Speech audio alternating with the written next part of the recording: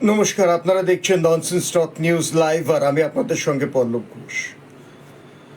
আমি আজকের 21শে জুলাই নিয়ে সত্যি বলতে কোনো ভিডিও করতে চাইনি। কাল একটা ভিডিও করেছি এবং সত্যি কথা বলতে কি এই নিয়ে আর কিছু বলার ছিল না, কিন্তু আজ সারা দিন যে ধরনের ডেভেলপমেন্টস চোখে পড়ল, নজিরবিহীন। মানে একটা ঘটনাকে কেন্দ্র করে আলাদা আলাদা শ্রদ্ধাঞ্জলি মঞ্চ, এবং সেখানে 21শে জুলাইয়ের শহীদদের মনে করে তাদের শ্রদ্ধা জানানো, যেটা একটা মঞ্চের তলায়ও হতে পারত। এবং এই একই কথা আগেও অনেকবার বলা হয়েছে, ইতিপূর্বে বারবার বলা হয়েছে। যখন মমতা বন্দ্যোপাধ্যায় 2011-তে প্রথম পাওয়ারে আসার পরে প্রথম শহীদ দিবস করলেন, সেবারও বলা হয়েছিল যে শহীদ বেদি যেখানে কংগ্রেস শহীদদের শ্রদ্ধাঞ্জলি দেয়, সেখানে একসঙ্গে অন্তত আজকের দিনটা কি একসঙ্গে পালন করা যায় না? কারণ একটা জিনিস মনে রাখতে হবে যে আজকের দিনটা অর্থাৎ 21শে জুলাইয়ের যে পুরো ঘটনাটা, সেটা কিন্তু তৃণমূল কংগ্রেসের নয়। তখন তৃণমূল কংগ্রেস হয়নি। এটা পিওরলি বেঙ্গল কংগ্রেসের একটি ঘটনা। যারা জানে না তাদের জন্য ছোট্ট করে বলে দিচ্ছি, যদিও এটা পশ্চিমবাংলায় যারা আছে সবাই জানে, কিন্তু এমন অনেকে আছে যারা পশ্চিমবাংলার বাইরে জানে না। আমি সেই জন্যে এখানে একটু হিন্দিতেও বলে দেবো, কারণ অনেকে আমায় বলেছে যে হিন্দিতেও একটু বলতে। সেই জন্যে একটা কথা এখানে বলা খুব দরকার, যে আজকের 21শে জুলাইয়ের ঘটনাটা মূলত বেঙ্গল কংগ্রেসের ঘটনা। 1993 সেই সময় বেঙ্গল কংগ্রেস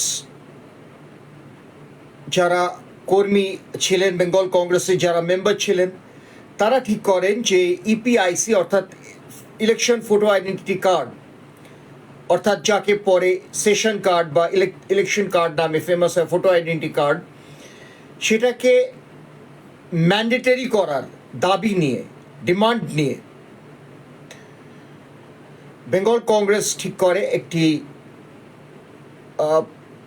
মিছিল, একটি র্যালি নিয়ে রাইটার্স বিল্ডিং অবধি যাবে। তখনকার চিফ মিনিস্টার ছিলেন জ্যোতি বাসু পারমিশন দেন না। তা সত্ত্বেও বেঙ্গল কংগ্রেসের মেম্বাররা ঠিক করে যে এই প্রতিবাদ মিছিল বেরোবে এবং রাইটার্স অবধি যাবে। তাই সেইভাবেই 21শে জুলাই 1993 এই প্রতিবাদ মিছিল বেরোয় এবং রাইটার্সের দিকে এগোয়। সেই সময়কার যিনি হোম সেক্রেটারি ছিলেন মনীশ গুপ্ত, তিনি কার ইশারায়, কার অঙ্গুলি হিলনে তিনি ফায়ারিংয়ের অর্ডার দিয়েছিলেন, এটা আজও ধোঁয়াশা, আজও পরিষ্কার নয়।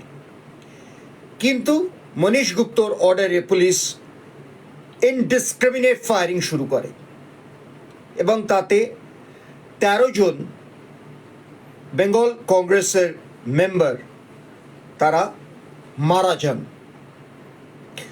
এছাড়া অনেকেই জখম হন, একটা ম্যাহেমের সৃষ্টি হয়। সেই দিনটার প্রতিবাদে বেঙ্গল কংগ্রেস শহীদ দিবস শহীদ বেদিতে পালন করে। মমতা বন্দ্যোপাধ্যায় সেই সময় বেঙ্গল কংগ্রেসে ছিলেন, একজন আপকামিং ইউথ লিডার, এবং উনিও এই স্কাফলের মধ্যে আঘাত পান এবং পরে ওনাকেও হাসপাতালে নিয়ে যাওয়া হয়। তো এই গোটা ব্যাপারটা পরে কংগ্রেসের যেটা রাগ, ক্ষোভ, দুঃখ, গ্রিভান্স, সেটা হচ্ছে যে তৃণমূল কংগ্রেস মমতা বন্দ্যোপাধ্যায় নেতৃত্বে 21শে জুলাইটাকে হাইজ্যাক করে এবং 2011 সেই 21শে জুলাই আমরা কেউ ভুলিনি। সেদিন শহীদ পরিবারের সামনে যেভাবে মমতা বন্দ্যোপাধ্যায় অভিনেতা দেবকে বলেন পাগলু গানটা গাইতে এবং বিশ্বজিৎ চট্টোপাধ্যায়কে গান গাইতে বলেন এবং অন্য নাচ গান, একটা অন্যরকম অ্যাটমসফিয়ার তৈরি হয়, যেটা পরবর্তীকালে অনেক নিন্দে হয়েছিল, ছিছি হয়েছিল। আজকে 21শে জুলাই একটা নজিরবিহীন 21শে জুলাই, কারণ আসল মূল ঘটনা হচ্ছে শহীদ বেদির, যেখানে 13 জন শহীদকে আজও বেঙ্গল কংগ্রেস শ্রদ্ধা জানায়, তাদের ছবিতে মাল্যদান করে এবং এইখানে আজকে দেখা যায় যে এখনকার যে নতুন তৃণমূল, অর্থাৎ ঋতব্রত বন্দ্যোপাধ্যায়ের যে তৃণমূল, তারা শহীদ বেদি ওখানেই আর কি আজকের মূল অনুষ্ঠানটি করে।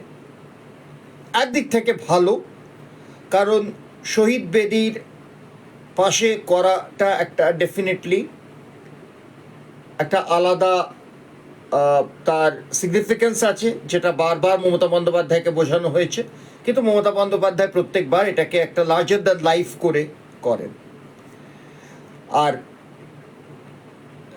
যেটাকে বিড়লা প্ল্যানেটোরিয়াম বলে, অর্থাৎ বিড়লা তারামণ্ডল যে জায়গাটা, সেখানে মমতা বন্দ্যোপাধ্যায়ের তৃণমূল, অর্থাৎ যেটাকে এই মুহূর্তে কালীঘাট তৃণমূল নামে বলা হচ্ছে, তারা নিজেদের অনুষ্ঠান করে।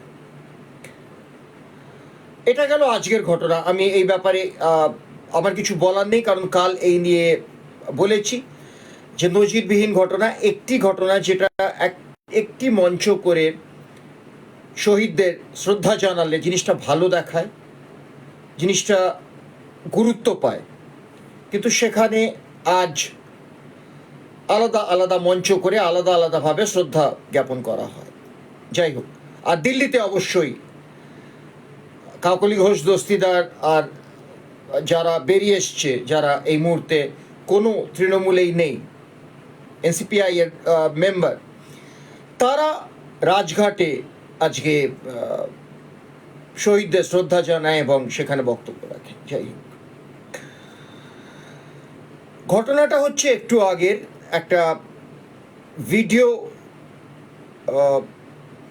ভাইরাল হয়েছে এবং সেখানে মমতা বন্দ্যোপাধ্যায় ফ্যাকশনের যে তৃণমূল, তার ভেটারান লিডার বলবো বা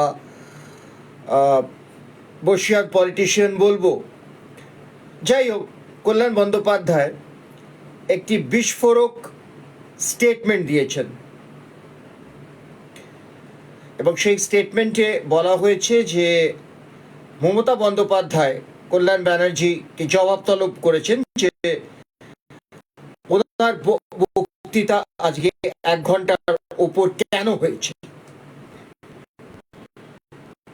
এটা নতুন ঘটনা না, ইতিপূর্বে আমার নিজের জানা আছে এরম অনেক তৃণমূলের নেতামন্ত্রী আছে যাদের হয়তো দরকারের থেকে বেশি তাদের নিউজ পেপারে ছবি আসা বলুন বা টেলিভিশনে বাইট বলুন বা তারা স্পোক্স পার্সন হিসেবে কিছু বলে ফেলা, মানে সোজা কথা, মমতা বন্দ্যোপাধ্যায়ের থেকে বেশি যদি কভারেজ পায় বা মমতা বন্দ্যোপাধ্যায়ের থেকে বেশি যদি তারা লাইমলাইটে আসে, তো তাদের তৃণমূল পার্টির মধ্যে জবাবদিহি করতে হয়।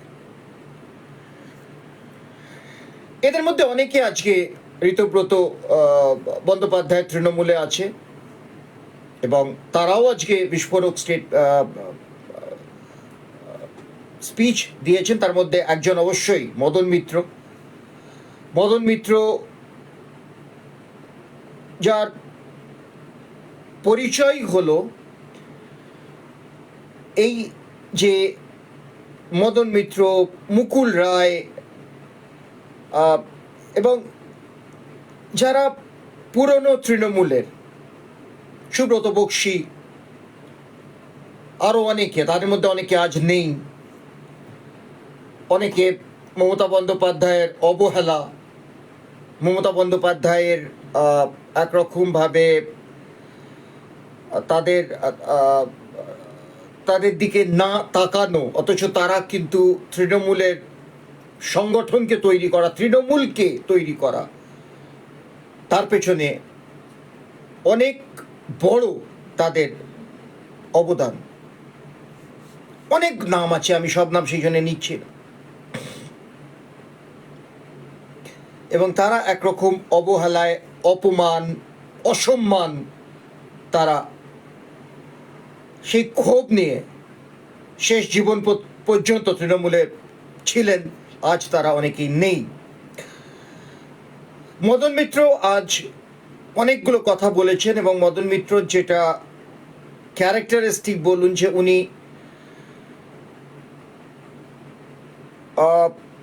ইয়ার্কি করে বলুন বা টক ঝাল মিষ্টি করে বলুন, যেভাবে উনি কথা বলেন, কিন্তু উনি ন্যায্য কথা বলেন। ওনাকে অনেক কারণে আমরা হয়তো এক এক সময় পছন্দ করি না, ওনার আচরণ ভালো লাগে না, সব সত্যি কথা, কিন্তু উনি যে কথাগুলো বলেন তাতে যে আমরা তার বিরোধিতা করব বা আমরা বলবো যে উনি মিথ্যে বলছেন, উনি বাড়িয়ে বলছেন, সেটা আমরা কেউই কোনোদিন বলতে পারবো না। কারণ উনি সবসময় যাকে বলে ম্যান অফ ওয়ার্ডস, যাকে বলে কল স্পেড অ্যাজ স্পেড, যাকে ইংলিশে বলে, এবং এটা বলতে কোনো দ্বিধা নেই। আমি মদন মিত্রকে পার্সোনালি চিনি এবং আমি ওনাকে সামনে থেকেও দেখেছি, কাজেই আমি জানি যে উনি কি যে কথাগুলো বলেন সেগুলোর কতটা কনভিকশন নিয়ে সেই কথাগুলো বলেন, এবং মানুষের পাশে দাঁড়ানো, মানুষের জন্য করা, মানুষকে সাহায্য করা, সেগুলো তো আছেই। যাই হোক, আমি কল্যাণ ব্যানার্জির কথায় ফিরে আসি। কল্যাণ ব্যানার্জি এমন একজন লোক যাকে আমরা নানান সময় তার আচরণ, তার ব্যবহার, তার স্টেটমেন্ট, তার অঙ্গভঙ্গি, বিশেষ করে রিসেন্টলি ভাইস প্রেসিডেন্টকে যেভাবে উনি অঙ্গভঙ্গি করেছিলেন, এগুলো নিয়ে আমরা প্রতিবাদ করেছি। আমরা বলেছি যে আমরা ওনাকে পছন্দ করি না, সব সত্যি কথা।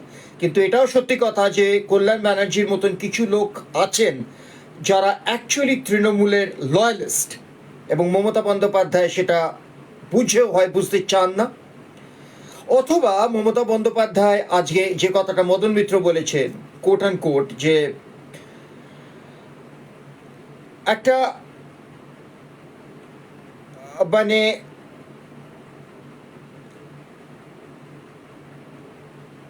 একচকমি বিশেষ ব্যক্তির জন্যে, বিশেষ লোকের জন্যে, এবং সেটা করে আজ মমতা বন্দ্যোপাধ্যায় পার্টিটাকে একেবারে শেষ করে দিয়েছেন।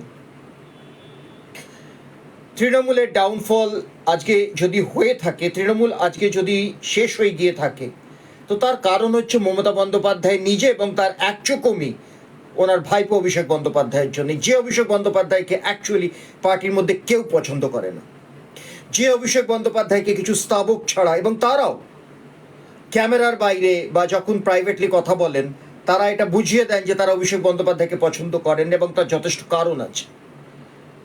মদন মিত্র অবশ্য আজকে অনেকগুলো কারণ বলেছেন, আমি সেগুলো এখানে যাচ্ছি না, ওগুলো একান্তই ওনার নিজের ব্যক্তিগত মত, সেগুলো কোট অ্যান্ড কোট করার জায়গা নেই, সেই জন্য আমি যাচ্ছি না। কিন্তু মদন মিত্র আজকে অনেকগুলো কথা বলেছেন, এবং একটা কথা তার মধ্যে ডেফিনেটলি সত্যি এবং আমি এন্ডোর্স করি, সেটা হচ্ছে যে যেভাবে পার্টিটাকে উনি নিজের ইচ্ছে বা যেভাবে তোলাবাজি বা যেভাবে আহ, নিজের হাই হ্যান্ডেডনেস দেখাতে গিয়ে পার্টিটাকে নষ্ট করে দিয়েছেন, সেটার কোনো ক্ষমা ঘেন্না হবে না। কারণ তৃণমূল যখন 2011-তে আসে, সেটাও আমার চোখে দেখা, আমি তখন পশ্চিমবাংলায়, এবং একটি বিশেষ কারণে আমি এই পার্টির খুব ক্লোজলি এই পার্টিটাকে দেখি এবং এই সমস্ত মানুষগুলোকে খুব কাছ থেকে দেখি, এবং তখনই সেই সুবাদে আমার মদন মিত্রর সঙ্গে আলাপ করার সুযোগ হয়।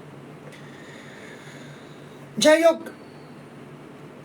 কল্যাণ ব্যানার্জি একটু আগে একটা কথা বলেছেন এবং সেটা খুব ডেঞ্জারাস কথা এই সময়। কারণ যখন তৃণমূল আজকে একরকম শেষ হয়ে গেছে, তৃণমূলের আজকে কোনো অস্তিত্ব নেই, মমতা বন্দ্যোপাধ্যায়ের তৃণমূল। এটা আলাদা কথা, মমতা বন্দ্যোপাধ্যায় ভাবছেন যদি আবার ফিরে আসবেন, অভিষেক বন্দ্যোপাধ্যায় কথায় কথায় বলছেন যদি ওরা আবার ফিরে আসবে এবং ওরা ফিরে এলে এই করবে সেই করবে, শুভেন্দু অধিকারীকে এখনো শাসাচ্ছে। কিন্তু কল্যাণ ব্যানার্জি আজকে একটা কথা বলেছে এই পরিপ্রেক্ষিতে যে এই কোট অ্যান্ড কোট এই পার্টিতে কিছু স্তাবক আছে, কিছু চামচা আছে, যারা চামচাগিরি করে মমতা বন্দ্যোপাধ্যায়ের কাছে পৌঁছয় এবং তারা এই চুগলি করে, তারা এই ধরনের জিনিস করে তারা মধ্যমণি হয়ে থাকতে চায় এবং মমতা বন্দ্যোপাধ্যায়ও তাদের সেই জায়গাটা বানিয়ে দেয়। কিন্তু যারা পার্টির জন্য করে, যারা পার্টির কথা ভাবে, কারণ উনি নিজের কথা বলেছেন যে কাল যখন সবাই জানে কাল কালীঘাট তৃণমূলের বেদি বা মানে শহীদ বেদি ভাঙার একটা ঘটনা ঘটে এবং সমস্ত বেশ কিছু নেতামন্ত্রীরা কাল সারা রাত প্রায় 2:30-3টে অবধি, ভোর অবধি ওরা এই বেদির ওখানে ছিল। এই নিয়ে আজও শহীদ দিবসও এই নিয়ে কথা বলা হয়েছে এবং তারই মধ্যে একজন ছিলেন কল্যাণ ব্যানার্জি। তো কল্যাণ ব্যানার্জি বারবার এটা বলেছেন আজকে যে যারা পার্টির জন্য করে, যারা এই পার্টির জন্য ভাবে, যারা এই পার্টির জন্য চিন্তা করে, যারা এই পার্টির হয়ে কথা বলে, তারাই সব থেকে বেশি লাঞ্ছিত, তারাই সব থেকে বেশি অপমানিত, তারাই সব থেকে বেশি তাদের অসম্মান করা হয়। এবং তার কারণ হচ্ছে কিছু মুষ্টিমেয় স্তাবক, কিছু মুষ্টিমেয় চামচা, যাদের মমতা বন্দ্যোপাধ্যায়ের কথা শোনেন এবং মমতা বন্দ্যোপাধ্যায় তাদের নিয়ে চলতে ভালোবাসেন। আবারও বলছি, কল্যাণ ব্যানার্জিকে আমরা পছন্দ করি না ওনার নানান অঙ্গভঙ্গি, স্টেটমেন্ট কারণে, কিন্তু কথাটা একদম সত্যি। তৃণমূল এমন একটা পার্টি যেখানে আপনি লয়্যালটি যদি দেখান, তৃণমূল এমন একটা পার্টি যেখানে আপনি যদি অনেস্টি দেখান, তৃণমূল এমন একটা পার্টি যেখানে আপনি হায়াকির প্রতি, হাইকমান্ডের প্রতি যদি আনুগত্য দেখান, তাহলে you are the first person to be kicked out from this party. একাধিক নজির আছে, ইতিপূর্বে একাধিক নেতামন্ত্রী এই কথা বলেছেন। তাদের মধ্যে কেউ পার্টি ছেড়ে দিয়েছেন, তাদের মধ্যে কেউ পার্টিতে কন্টিনিউ করেছেন, রাগ নিয়ে, ক্ষোভ নিয়ে, দুঃখ নিয়ে, অভিমান নিয়ে। আজ তাদের মধ্যে অধিকাংশই বেঁচে নেই। যদি এই নতুন তৃণমূলের কথা বলি, তাহলেও একই কথা বলতে হয়। শুভেন্দু অধিকারী হয়তো এই রূপ ধারণ করতেন না। শুভেন্দু অধিকারী আজকে যে ফিয়ার্সফুল একটা আচরণ করছেন, ন্যায্য কাজ করছেন, ভালো কাজ করছেন। আমি বারবার বলছি, বেঙ্গল ইজ ব্রিদিং। বাংলা আবার, আমি আগের বাংলায় ফিরে যেতে পারবে কি আমি জানি না, কিন্তু বাংলা আবার অন্তত নিঃশ্বাস নিচ্ছে। যে বাংলা গত 15টা বছর একদম শেষ হয়ে গেছিল, ইট ওয়াজ রুইন্ড বিয়ন্ড রিপেয়ার, সেই জায়গা থেকে শুভেন্দু অধিকারী বাংলাকে টেনে তুলেছেন এবং চেষ্টা করছেন বিটস অ্যান্ড পিসেস করে করে সেটাকে রিপেয়ার করতে, সেটাকে ভালো করতে, এবং অনেক যুগান্তকারী স্টেপ নিয়েছেন। কিছু মানুষের ভাল লাগছে, কিছু মানুষের ভাল লাগছে না, এটা খুব স্বাভাবিক কথা। সব জিনিস সবাইকার ভালো লাগে না। কিছু মানুষের রাগ আছে, তারা লক্ষ্মীর ভাণ্ডার পাচ্ছিল, তারা পাচ্ছে না। যেমন শুভেন্দু অধিকারী বলেছেন যে এতে অনেক লিস্ট যখন ঘাটা হয়েছে তাতে দেখা গেছে অনেক পুরুষ মানুষের নাম লক্ষ্মীর ভাণ্ডারে ছিল, অনেক ইনফিল্ট্রেটার্সদের নাম যারা বাংলাদেশি তাদের নাম ছিল, সেই নামগুলো কাটা গেছে। সেই নাম কাটা যাওয়ার যে ইনিশিয়েটিভ, তার ফলে হয়তো কিছু জেনুইন লোকের লক্ষ্মীর ভাণ্ডার আটকে গেছে। এটাও হয়ে থাকে, কারণ যখন একটা বৃহত্তর কাজ হয় তখন এই ধরনের কাজ হওয়া খুব জাস্টিফাইড। আস্তে আস্তে এগুলো সব স্ক্যানিং হচ্ছে, রেট্রোস্পেক্টে দেখা হচ্ছে, এবং এই ইন্ট্রোস্পেকশন করে হয়তো আবার সব ঠিক হয়ে যাবে, সময় লাগবে। যাই হোক, যে কথাটা বলছিলাম, শুভেন্দু অধিকারীর উৎপত্তি তৃণমূল থেকে বেরিয়ে হয়তো হতো না যদি মমতা বন্দ্যোপাধ্যায় শুভেন্দু অধিকারীকে অসম্মান করে, অপমান করে, অপদস্থ করে ভাইপোকে ওনার উপরে না বসাতেন। শুভেন্দু অধিকারীর বেরিয়ে আসার কারণ ছিল অভিষেক বন্দ্যোপাধ্যায়কে ওনার ওপরে বসানো এবং একটা জায়গা এমন তৈরি করে দেওয়া যেখানে অভিষেক বন্দ্যোপাধ্যায়কে দেখানো হয়েছিল শুভেন্দু অধিকারী থেকে সুপিরিয়র, এবং শুভেন্দু অধিকারীকে অভিষেক বন্দ্যোপাধ্যায়ের আধীনে অভিষেক বন্দ্যোপাধ্যায়ের নিচে কাজ করতে হবে। শুভেন্দু অধিকারী অভিষেক বন্দ্যোপাধ্যায়ের থেকে অনেক সিনিয়র, পলিটিক্যাল ক্যারিয়ারেও সিনিয়র, এক্সপিরিয়েন্সে সিনিয়র, বয়সে সিনিয়র। এই জিনিসগুলো কিন্তু অন্য পলিটিক্যাল পার্টিতে এর দাম দেওয়া হয়, মান রাখা হয়, ইজ্জত রাখা হয়, এই পার্টিতে হয় না। সিমিলারলি আর একটি নাম যাকে মমতা বন্দ্যোপাধ্যায় শেষ করে দিলেন, মুকুল রায়। মুকুলদার সঙ্গেও আমার সেই সময় একটা দেখা, বেশ কয়েকবার দেখা হয়েছে, একটা মোটামুটি একটা সম্পর্ক সেই সময় তৈরি হয়েছিল, আলাপ ছিল। মুকুলদাকে যেভাবে মমতা বন্দ্যোপাধ্যায় শেষ করে দিলেন, কারণ ভুলে যাবেন না, Trinamool was registered in the name of Mukul Roy. Mamata Bandyopadhyay নামেও ছিল না, সুব্রত বক্সির নামেও ছিল না। সুব্রত বক্সিকেও একরকম মমতা বন্দ্যোপাধ্যায় প্রায় শেষ করে এনেছেন, কিন্তু এরা সব হচ্ছে তৃণমূলের লয়ালিস্ট। এরা ওই পন্থায় বিশ্বাসী যে প্রাণ যায় পর বচন না যায়, যাকে হিন্দিতে বলে। They have a conviction towards the party, they have come with a conviction and they will follow this conviction lifelong. যেটা অন্য পার্টিতে বলতে গেলে কিছুটা কমিউনিস্ট পার্টিতে দেখা যায়, কিন্তু অন্যান্য অধিকাংশ পার্টিতেই এটা নেই। দল বদলু যাকে বলে, একটা আঁতে ঘা লাগলে বা ল্যাজে পা দিলেই সে দল বদলায়, টিকিট না পেলে সে দল বদলায়। কিন্তু এরা সেই কাল্ট পলিটিক্যাল ইথস বা এর মধ্যে পড়ে, যারা নিজেদের এথিক্স, নিজেদের ইথস, নিজেদের যে একটা লয়্যালটি, আনুগত্য, এই ব্যাপারটাকে এরা আগে এগিয়ে নিয়ে চলে। তো মুকুল রায়কেও শেষ করে দেয়া এবং মুকুল রায়ের পার্টি থেকে বেরিয়ে যাওয়া, বিজেপি জয়েন করা, এই সমস্ত যে কারণ, তার পেছনেও মমতা বন্দ্যোপাধ্যায় এবং অভিষেক বন্দ্যোপাধ্যায়কে মুকুল রায়ের ওপরে বসানো। জেনারেল সেক্রেটারি ছিলেন মুকুল রায়, অভিষেক বন্দ্যোপাধ্যায়কে পার্টি জেনারেল সেক্রেটারি বানানো হয় এবং মুকুল রায় সেটা ন্যাচারালি নিতে পারে না এবং বিজেপি জয়েন করে। যাই হোক, তারপর মুকুল রায়ের সঙ্গে কি হয়েছে আপনারা সবাই জানেন, কিভাবে মুকুল রায় নেই। মুকুল রায় হয়তো আজ থাকলে অনেকটা শান্তি পেতেন, কারণ Mukul Roy was also one of the victim of Mamata Banerjee's filthy and cult political structure and style. Suvendu Adhikari সেই জায়গায় নিজের জায়গা বানিয়েছেন, বেরিয়ে এসছেন, মানুষ তাকে ভোট দিয়েছে, তিনি আজকে বাংলার মুখ্যমন্ত্রী। তৃণমূলের লোকেদের হিং লাগছে, তৃণমূলের লোকেদের রাগ হচ্ছে, তৃণমূলের লোকেদের অস্বস্তি হচ্ছে। অভিষেক বন্দ্যোপাধ্যায়, বিশেষ করে অভিষেক বন্দ্যোপাধ্যায় শুভেন্দু অধিকারীকে অপমানজনক কথা বলেছেন, শুভেন্দু অধিকারীর বাবা তুলে মঞ্চ থেকে অপমানজনক উক্তি করেছে, কথা বলেছে, এবং এই সবের কারণেই আজকে শুভেন্দু অধিকারী একটা অ্যান্টি তৃণমূল বা অ্যান্টি ব্যানার্জি পরিবারের একটা স্ট্যান্ড নিয়েছে। এবং শুভেন্দু অধিকারী এটা on the record, of the record বারবার বলেছে যে সে তৃণমূলের কর্মী, তৃণমূলের সৈনিক ছিল এতগুলো বছর, তাকে বেরিয়ে আসতে বাধ্য করেছে মমতা বন্দ্যোপাধ্যায়। অভিষেক বন্দ্যোপাধ্যায়কে যত মমতা বন্দ্যোপাধ্যায় মাথায় চড়াবে, অভিষেক বন্দ্যোপাধ্যায়কে যত মমতা বন্দ্যোপাধ্যায় এইভাবে আনডিউ অ্যাডভান্টেজ দেবে, ততটাই যারা লয়ালিস্ট তারা তার থেকে সরে যাবে। যেটা হয়েছে, যেটা মমতা বন্দ্যোপাধ্যায় বুঝেও বুঝলেন না, আজও বুঝলেন না, তাই তিনি আজ কল্যাণ ব্যানার্জি, যিনি সারাক্ষণ কালীঘাট তৃণমূল এবং মমতা বন্দ্যোপাধ্যায়ের পাশে দাঁড়িয়ে আছেন, সেই পলিটিশিয়ান যে লয়ালিস্ট তো বটেই, কিন্তু তৃণমূল ভেটারান বলা যেতে পারে। অনেক বছর মমতা বন্দ্যোপাধ্যায়ের সঙ্গে উনি মমতা বন্দ্যোপাধ্যায় সৈনিক হয়ে দাঁড়িয়ে আছেন, এবং তাকে আজকে মমতা বন্দ্যোপাধ্যায় জবাব তলব করলেন যে 1 ঘন্টা বা 1 ঘন্টার বেশি কেন ওনার স্পিচ হয়েছে।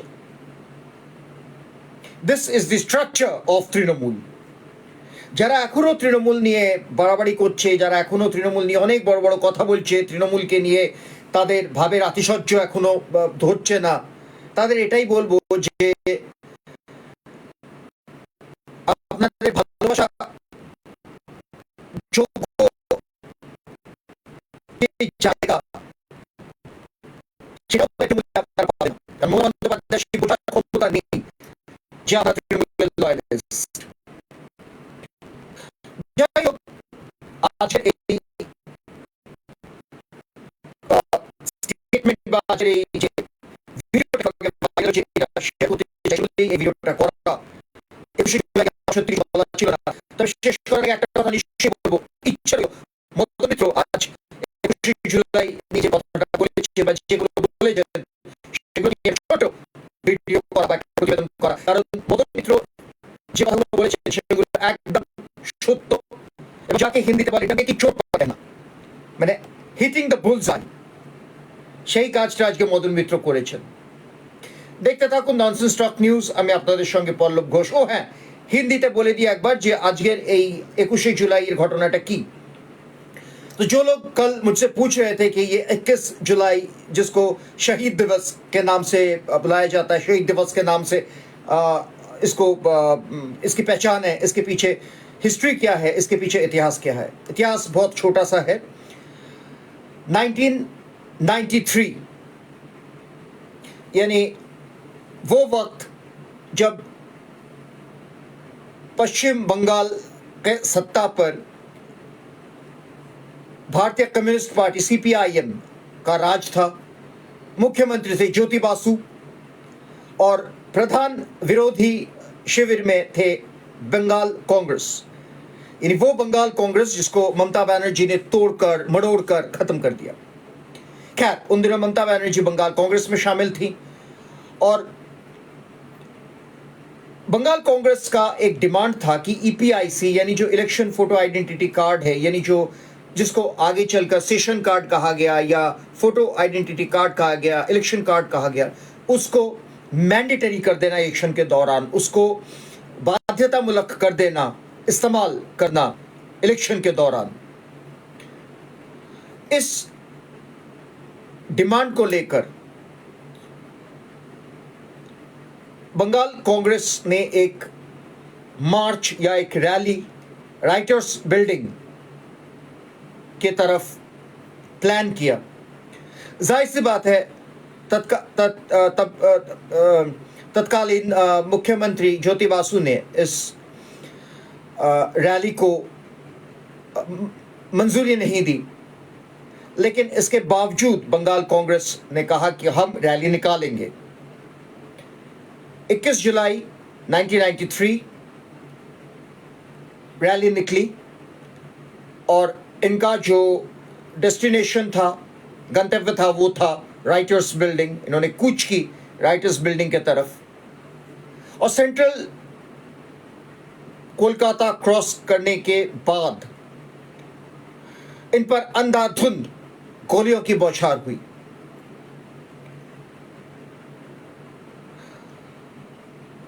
दरअसल उन दिनों जो होम सेक्रेटरी थे मनीष गुप्ता, उन्होंने पुलिस को आदेश दिया था, ऑर्डर दिया था कि फायरिंग की जाए प्रोटेस्टर्स पर।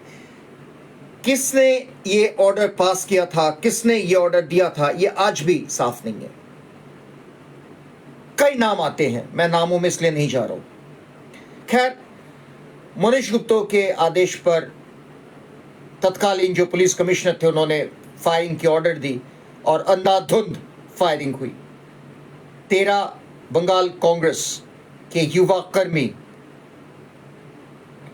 ढेर हो गए, उनकी मौत हो गई।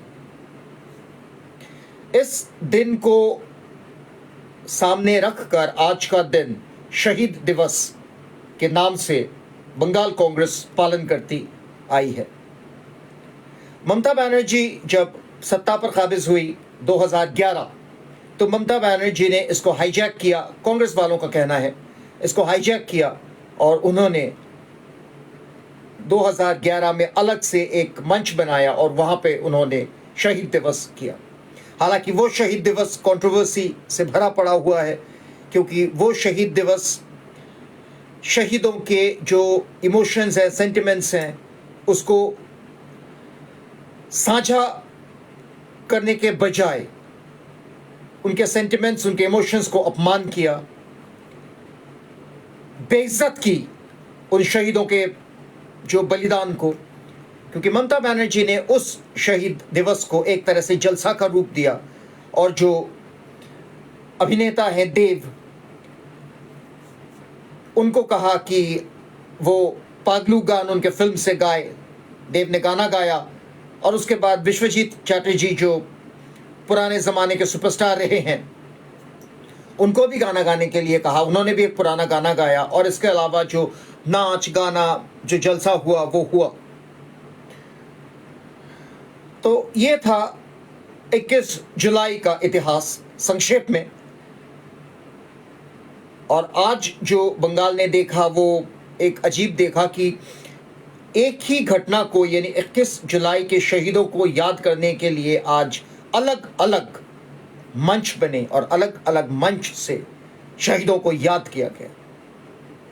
एक चीज़ मैं यहाँ पे काबिल तारीफ कहूँगा, जो नई तृणमूल है, यानी ऋतव्रत बंदोपाध्याय की जो तृणमूल है, उन्होंने जो शहीद बेदी है जहाँ पे कांग्रेस इस दिन को पालन करती है, 13 शहीदों के तस्वीर लगाकर माल्यादान करती है, पुष्प अर्पण करती है, माला देती है, वहाँ पर ही उन्होंने अपना मंच बनाया।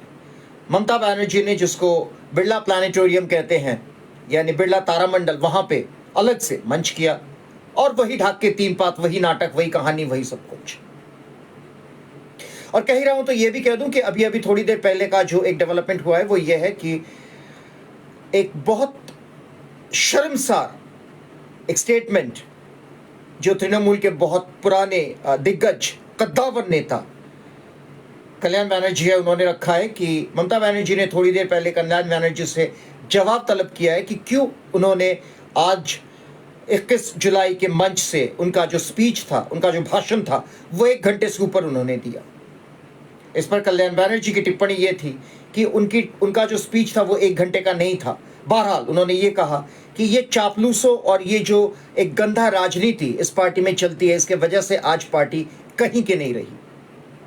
और लगे यहाँ तो ये भी कह दूं, जो ऋतव्रत बंदोपाध्याय की जो शिविर है, खेमा है, उसमें इस मतलब ममता बनर्जी के तृणमूल से जो उस शिविर में गए हुए कद्दावर नेता मदन मित्रा और बॉबी हकीम, उन्होंने भी अपना भाषण रखा।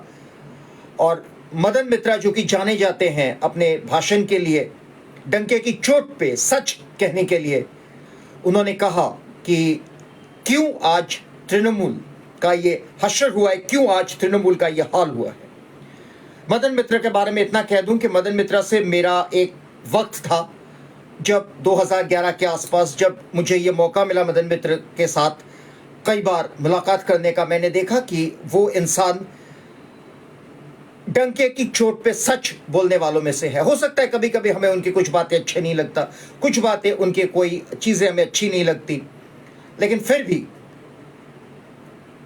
इसे मानने या इसको एक्सेप्ट करने में कोई शर्म नहीं है, कोई झिझक नहीं है कि मदन मित्रा डंके की चोट पे सच कहते हैं। मदन मित्रा वही कहते हैं जो सच है। बाकी मदन मित्रा की जो आदत, लोगों को मदद करना, लोगों के साथ खड़े होना, खासकर जो SSKM में हॉस्पिटल बेड दिलवाना, ये तो अलग है। मतलब बंगाल के लोग जानते हैं कि मदन मित्रा किस तरह से लोगों को मदद करते हैं। यही था चंद बातें हिंदी संक्षेप में आपके लिए, क्योंकि लोग जानना चाहते थे कि हिंदी में भी कुछ शब्द बोलूं ताकि आप लोगों को समझ आए। देखते रहिए नॉनसेंस टॉक न्यूज में आपके साथ पर।